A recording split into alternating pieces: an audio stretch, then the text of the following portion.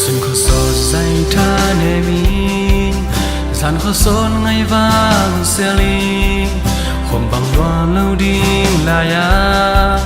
lưu xuân khăng khát về lo nghe dàn sốt trái trăm cá xeo trắng tay khô vál bùa hồng khoang ngày ô nắng vang in khô khao tùy bằng kia mình nghe khom bằng loa lâu đi là ya cái lung xuân là ya na e nắng công xeo na lung xuân luôn khi ở bên thấy lâu của xuân qua tôi liền này yam nắng mang sang mẹ là hơi ấm cây sẽ nêu gắm mà luang tik tuổi sa khin alung gol bang in nang công về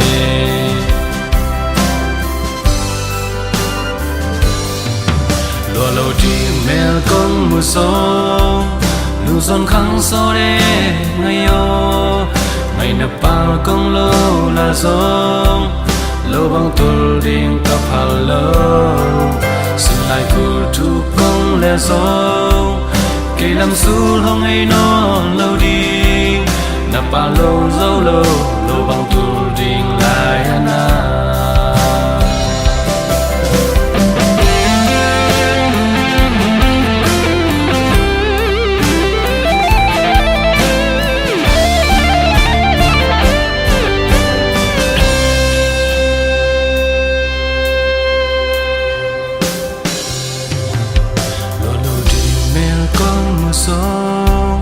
lưu xuân khăng so đê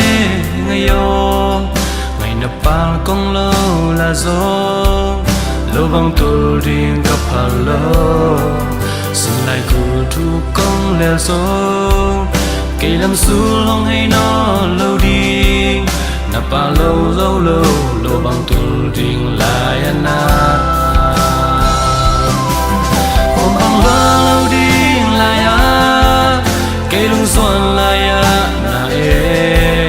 nắng công xeo na lưu xuân luôn khi ở bên thấy lâu còn xuân qua tôi liền này yam nắng băng sang mẹ là hơi ấm cây sẽ nè gắm mà luang tik tuổi sa khi alung gol bang in nang công về không mang hoa lâu đi là ya cây lung xuân là ya na e nắng công xeo na lung xuân luôn khi em về thấy lâu